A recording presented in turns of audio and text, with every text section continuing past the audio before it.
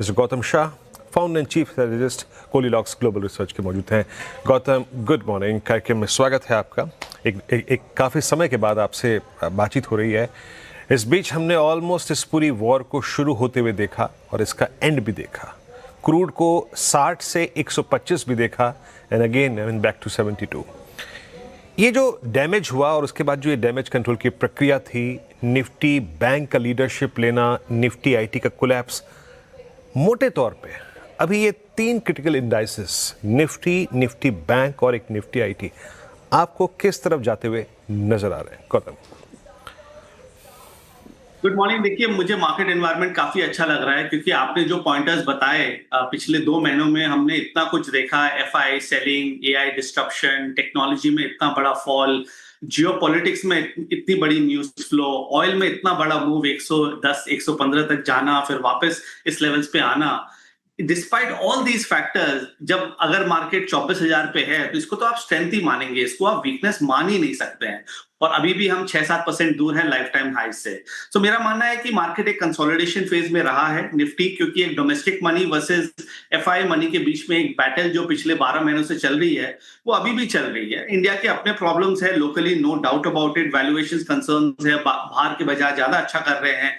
ये ट्रेंड तो मुझे लगता है कि चलेगा, बट अपना मार्केट ज्यादा यहाँ से गिरेगा नहीं। इनफैक्ट लास्ट 2 दिन में जिस तरह की मूव आई है 24,150 के ऊपर, मुझे लग रहा है कि एक ब्रेकआउट हो चुका है और बाजार धीरे धीरे 24,600 और 25,500 तक जा सकता है। मुझे लगता है कि अगले 6 से 8 हफ्तों में हम ये टारगेट्स देख सकते हैं। और हम रोटेशन भी काफी अच्छा देख रहे हैं, क्योंकि पिछले 2 हफ्तों में हमने देखा कि बैंक निफ्टी ने मार्केट को संभाला और मार्केट को हेल्प किया ऊपर आने में। अब technology is starting to participate. कल और आज काफी अच्छा है। मुझे लगता है कि टेक्नोलॉजी इंडेक्स में यहां से बड़ी मूव आनी चाहिए, क्योंकि जितना वीकनेस होना था पिछले 18 महीनों में मेरे हिसाब से हो गया है। तो वहां पर भी कंट्रीब्यूशन अच्छी है। और रिलायंस तो वैसे भी एक रेंज में है, वो ज्यादा गिरेगा नहीं, बट हो सकता है कि थोड़ा बहुत यहां से चल जाए। माइक्रो कैप्स और स्मॉल कैप्स तो अच्छा कर ही रहे हैं, तो वहां पर तो सबसे बड़ी अपॉर्चुनिटी है। सो ओवरऑल बेसिस इस मार्केट में बुलिश रहना है और डिप्स पे खरीदारी करनी है, अच्छे शेयरों में रहने हैं जहां पर मार्केट से अच्छा स्ट्रेंथ है। और जैसे मैंने कहा, बैंक और आईटी यहां पर हेल्प करेंगे निफ्टी को ऊपर ले जाने में। Okay Gautam ji, good morning. Shreya बात करूं, काफ़ी पॉजिटिव हैं आप इंडियन मार्केट्स को लेकर। हालांकि सर अभी आपने कहा कि आईटी हेल्प करेगा, लेकिन डिटेल में मैं थोड़ा आईटी स्पेस पे आपसे चर्चा करना चाहूँगी, क्योंकि अभी तक सभी के जहन में ये सवाल आता है कि क्या worst is over IT index को लेकर।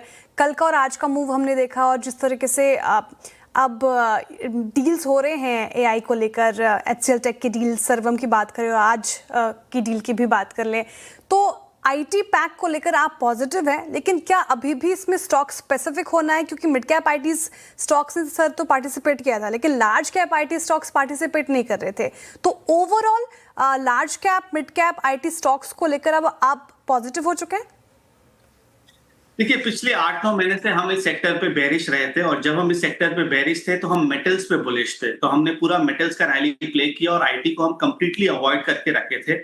ये व्यू थी हमारी जब 32-33,000 पे आईटी इंडेक्स चलता था। हम आपके चैनल पे भी मैंने कहा था, और हमारा वर्किंग टारगेट था 26,000 के आसपास। और 26,000 का जो लेवल है पिछले 2 दिन में आ चुका है। यहाँ पर काफी ओवरसोल्ड सिग्नल्स है, bottoming signals for the first time in 8 months we are seeing on the charts. और थोड़ा सा न्यूज फ्लो भी ओवरडन है। सबको लगता है कि इंडियन आईटी इंडस्ट्री खत्म हो गई है और AI disruption is here to stay. मेरा मानना है कि उस पूरे थीम को, उस पूरे पर्सपेक्टिव को मार्केट ने डिस्काउंट कर दिया है। तो अब मार्केट के पास और ज्यादा कुछ नेगेटिव नहीं है उसको नीचे ले जाने के लिए। और अगर आप चार्ट्स के हिसाब से देखें तो मुझे लगता है कि यहाँ से 10 से 15% की रिकवरी आ सकती है इतने बड़े फॉल के बाद। तो अगर वो रिकवरी आती है तो ऑब्वियसली निफ्टी को अच्छा रखेगा। बट यहाँ पर रिकमेंडेशन है बास्केट बाइंग का। अगर आप एक आईटी इंडेक्स, आईटी बीज या वैसे तरह के अगर आप बास्केट को खरीदे, that will be more rewarding, क्योंकि चार्ट्स अभी भी खराब है। अगर आप स्टॉक पिकिंग करने जाएंगे तो आपको ज्यादा नाम नहीं मिलेंगे, बट अगर आप एक आईटी बास्केट खरीद के अगले 12 से 18 महीने के हिसाब से सोच के लेते हैं, I think that will be very rewarding. Okay, तो आईटी पे अगर आप देखें, एक सिंगल स्टॉक पे बैट नहीं करना है आपको मेरे ख्याल से बास्केट क्रिएट करनी है। बीज आप ले सकते हैं, इंडेक्स ले सकते हैं, ईटीएफ ले सकते हैं और कोई फंड ले सकते हैं। नॉट ए सिंगल स्टॉक पे कॉल लेनी है आपको रिस्क को स्प्रेड करना होगा। अच्छा गौतम, अभी आपने एक बात कही कि we were bullish on metals, है ना, आप बुलिश थे मेटल्स पे। अब यूएस में जब बात ये हो रही थी कि माइट बी रेट हाइक वहाँ पे होगा, लेकिन उसके बाद फिर स्टेट्समेंट्स ये आए कि भाई ठीक है, अब सॉफ्टनेस आ रही है, अब रेट हाइक के चांसेस नहीं है। उसके बाद उससे पहले एक कूलिंग ऑफ प्रोसेस हुई मेटल्स में, फिर अब एक बार फिर से अगर आप देखिए डॉलर इंडेक्स वीक पड़ता हुआ, मेटल्स रिएक्ट करते हुए स्ट्रॉन्ग। इसको आप एक परफेक्ट कूलिंग ऑफ का दर्जा देंगे या फिर साइंस ऑफ रिवर्सल कहेंगे? क्या ये रिट्रेसमेंट री एंट्री का मौका दे रहा है? आपका व्यू क्या कहता है मेटल्स पे? देखिए 2-2.5 हफ्ते पहले हम लोग ने रेकमेंड कर दिया था प्रॉफिट बुकिंग मेटल्स पे, क्योंकि हमारा जो टारगेट था वो था 12,000 का एनएसई मेटल्स इंडेक्स पे। और ये देखना जरूरी है कि मेटल्स इंडेक्स में 40% की तेजी आई थी in a matter of 1 year, I think 9 to 10 months में। सो 8,500 का इंडेक्स 12,000 हो गया, और जब वो 12,000 हुआ हमें लगा कि सारे जो पॉजिटिव्स है वो मोरलेस प्राइस में है। और देखिए हर बुल मार्केट का कैरेक्टरिस्टिक और इंग्रेडिएंट होता है सेक्टर रोटेशन और सेगमेंट रोटेशन। सो जैसे मेटल्स में हमने प्रॉफिट बुकिंग देखा और हम लोग ने रेकमेंड भी किया पिछले 2 हफ्तों के पहले, अब हमारा फोकस कंप्लीटली फार्मा में चला गया है। केमिकल्स हमें अच्छा लगता है, पीएसयूज तो हमें अच्छा लगता ही है। तो ये इन नए सेक्टर्स में अब हमारी थोड़ी सी ज्यादा पोजीशनिंग है। बट क्योंकि आपने मेटल्स के बारे में पूछा, मुझे लगता नहीं है कि वहां कोई बड़ा रिवर्सल हुआ है, वो एक टाइम करेक्शन में है। ये टाइम करेक्शन हो सकता है कि कुछ और हफ्ते चले और उसके बाद वो वापस आएंगे, मेटल्स वापस आएंगे और वापस अच्छा करेंगे। तो अगर आप एक लॉन्ग टर्म इन्वेस्टर है तो आप बने रहिए, बट अगर आपका मल्टी वीक या मल्टी डे व्यू है तो मेटल्स में मेरे हिसाब से इस लेवल्स पे ज्यादा अपॉर्चुनिटी नहीं है। सो अभी focus real estate, pharma, chemicals और पीएसयू और बैंक्स, ऑब्वियसली ये 3-4 सेक्टर्स है जहां हमें सबसे बड़ी तेजी लगती है इस लेवल से। रियल्टी, फार्मा, पीएसयू, बैंक्स, ये सारे स्पेसेस रह सकते हैं रडार पर। Gautam ji, small caps have रीबाउंडेड sharply, तो जिन्होंने जो ये रैली मिस की उनको क्या सलाह होगी? क्या अभी भी रूम है इन्वेस्ट करने के लिए या फिर वैल्यूएशन स्ट्रेच हो चुके हैं? देखिए स्मॉल कैप्स और माइक्रो कैप्स में इतनी बड़ी अपॉर्चुनिटी रही है। आई थिंक पिछले 2 महीनों में हमने स्मॉल कैप इंडेक्स में 25% की तेजी देखी, और मैं तो सिर्फ इंडेक्स के बारे में बात कर रहा हूँ। स्टॉक्स में तो 25 से 50% की तेजी हमने ओवरऑल बेसिस पे देखा है। आई थिंक ये एक इंपॉर्टेंट फैक्टर है आपके व्यूअर्स के लिए कि हर मार्केट एनवायरनमेंट में being in the right pocket and in the right segment is important. अगर पिछले 6-8 महीने में अगर आप स्मॉल कैप्स और माइक्रो कैप्स में नहीं रहते तो आपका पोर्टफोलियो अच्छा नहीं कर रहता। We have obviously been very bullish on this entire segment of broader markets, mid cap, small cap और micro cap। मेरे हिसाब से ये तीनों इंडेक्सेस लाइफ टाइम हाइस पे जाएंगे और यहां से भी अच्छा करेंगे।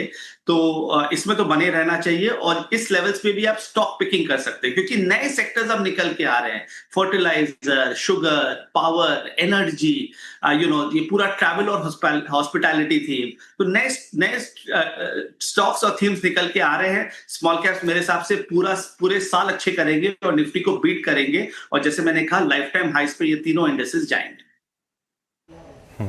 अच्छा Gautam ji, with in Nifty bank मैं आपका एक सेंस जानना चाहूँगा। आपको याद होगा पिछली बार CY25 में जो बैंक निफ्टी का मूव था 51,000 से लगभग 62,000, उस बार डोमिनेट किया था पीएसयू बैंक्स ने under the leadership of SBI.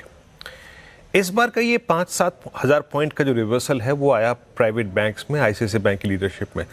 What about PSU banks? क्या वो जो एसबीआई के बैंक्स के बाद जो एक शॉकर था जिसके बाद बैंक्स कोलैप्स हुए थे, पीएसयू बैंक्स क्रूड की तेजी में कोलैप्स हुए थे, अब placement wise with in Nifty bank stock futures को अगर आप देखें तो आपका झुकाव किस तरफ है, पीएसयू या फिर प्राइवेट की तरफ? देखिए first of all you need to be realistic that bank Nifty में कोई इतना बड़ा रिटर्न यहां से नहीं बनेगा, क्योंकि एफआईएस की सेलिंग अभी भी प्राइवेट बैंक्स में जारी है, और उसके कारण कई जो बड़े प्राइवेट बैंक्स हैं अभी भी ज्यादा चल नहीं पा रहे हैं। अगर आप हमारे स्टॉक्स को देखें in comparison to the rest of the world, अभी भी हमारे स्टॉक्स में इतनी कोई बड़ी मूव है नहीं, despite the fact that bank Nifty today is at 58,000। हो सकता है कि वो 60,000 तक चला जाए, 62,000 तक चला जाए, बट अगर आप परसेंटेज टर्म्स में देखें तो अभी भी इतनी बड़ी तेजी है नहीं। So honestly there is no real reason to over committed in the banking space, but फिर भी अगर आपको बैंकिंग में किसी को चूज करना है तो मैं अभी भी पीएसयूज में जाऊंगा। पीएसयूज में जो टॉप 2 और 3 बैंक्स है वहां पर मुझे लगती है कि अच्छी अपॉर्चुनिटी है। SBI has been a structural move for the last 2 years, और मुझे लगता है कि यहां से और बड़ा करेगा। Not a recommendation, just an observation, but अगर आपको बैंकिंग में रहना है तो I think PSU banks is definitely a better bet. But अगर आप बैंकिंग को इग्नोर करके अगर आप फार्मा, केमिकल्स और रियल एस्टेट में ज्यादा काम कर सकते हैं, ज्यादा पोजीशंस बना सकते हैं, that is more recommended. Right, this is very important Gautam ji, क्योंकि जैसा कि आपने बताया अभी प्राइवेट बैंक्स या बैंक्स को अभी थोड़ा अवॉइड करके दूसरे स्पेसेस में मौके हैं, तो हमने कई सारे स्पेसेस की चर्चा की जहां पर स्ट्रेंथ नज़र आती है आपको, लेकिन ये भी समझना जानना बहुत ज़रूरी हो जाता है कि इस मार्केट में कौन से थीम्स या सेक्टर से थोड़ी भी दूरी बना के रखनी चाहिए। तो इसके अलावा सर कौन से स्टॉक्स या फिर थीम्स सेक्टर जहां पर अभी थोड़ा आप अवॉइड या फिर अंडरवेट हैं? देखिए, अंडरवेट स्टांस में तो हम एफएमसीजी पे अंडरवेट पिछले 18 महीनों से रहे हैं और अभी भी यही व्यू है, because there are still questions about the consumption theme and the revival of the economy. तो उसके चलते एफएमसीजी काफी बड़ा अंडर परफॉर्मर है, तो वहां से दूर रहना चाहिए। बट पिछले 2-3 हफ्तों में हमने देखा कमबैक इन कंजम्पशन स्टॉक्स। आप इटर्नल को देखिए, इंडिगो को देखिए, a lot of these smaller FMCG companies को अगर आप देखते हैं, थोड़ी बहुत मूवमेंट है, तो एक इंडिकेशन है कि मे बी इकोनॉमी में एक रिवाइवल है, उसके कारण ये चल सकता है। बट स्टिल मुझे बड़ी अपॉर्चुनिटी लगती नहीं है। I think the biggest opportunity from here is probably real estate. हम पिछले 2-2.5 हफ्ते से इस पे पॉजिटिव है। हम लोग ने इसमें काफी रिकमेंडेशंस भी दिए थे और मुझे लगता है कि रियल एस्टेट इंडेक्स यहाँ से 20 से 25% चल सकता है, इफ नॉट मोर। सो वहां पर थोड़ा सा फोकस रखना चाहिए। अच्छा गौतम जी, आखिरी प्रश्न यहाँ पे आपसे।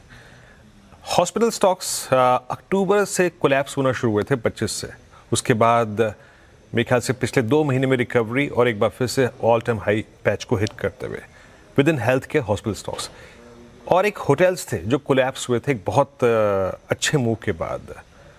इन दोनों स्पेस का मैं 2 सेक्टर्स अलग अलग दोनों का जिक्र करना चाहूँगा एक ही प्रश्न के अंतर्गत। इन दोनों में से क्या इंप्रेसिव लग रहा है आपको इस वक्त? अगर आप थोड़ा सा और नियर टर्म देखें तो मुझे लगता है कि होटल स्टॉक्स अच्छे करेंगे, क्योंकि इतना बड़ा एक इवेंट जियोपॉलिटिक्स का निकला है और उसके चलते होटल और travel stocks not only in India but world over are doing well. अगर आप एयरलाइन इंडेक्स को देखें, ग्लोबल एयरलाइन इंडेक्स, वो सब में तेजी है, सब में ब्रेकआउट है। तो मेरा मानना है कि होटल स्टॉक्स और इंडिया के जो टॉप 2 और 3 होटल स्टॉक्स है, I am very very bullish. मुझे लगता है कि वो बहुत अच्छा रिटर्न देंगे अगले 2 साल के हिसाब से। और सो वहां पर डेफिनेटली अपॉर्चुनिटी है, वहां पर फोकस करके रखना चाहिए। आपने दूसरे कौन से सेक्टर के बारे में पूछा? Sorry, I miss that. मैंने हॉस्पिटल्स की बात की थी, हॉस्पिटल्स की। हाँ, सो हॉस्पिटल्स मेरे हिसाब से एक डेकेडल थीम है। देखिए, हॉस्पिटल्स, फार्मा, डायग्नोस्टिक्स, ये एक डेकेडल थीम है। मेरे हिसाब से इस पे higher tops, higher bottoms, weekly, monthly charts पे बनते जाएंगे। बीच बीच में कुछ महीनों के करेक्शंस आते रहेंगे, but overall structurally I think this will continue to do well. Numbers काफी अच्छे हैं, अर्निंग्स विजिबिलिटी है, और जिस तरह की लाइफ हम आजकल जीते और जिस तरह का जिंदगी आजकल हो गया है, मुझे लगता है कि hospitals, diagnostic and this entire pharma theme is here to stay. तो इसमें डेफिनेटली पोर्टफोलियो में ओवरवेट रहनी चाहिए। Okay, health care, pharma, hospital stocks रहेंगे फोकस में। बहुत शुक्रिया गौतम जी आज हमारे साथ जुड़ने के लिए, तमाम सवालों के इतने विस्तार से जवाब देने के लिए sir, and have a great day ahead. Thank you so much for joining us today.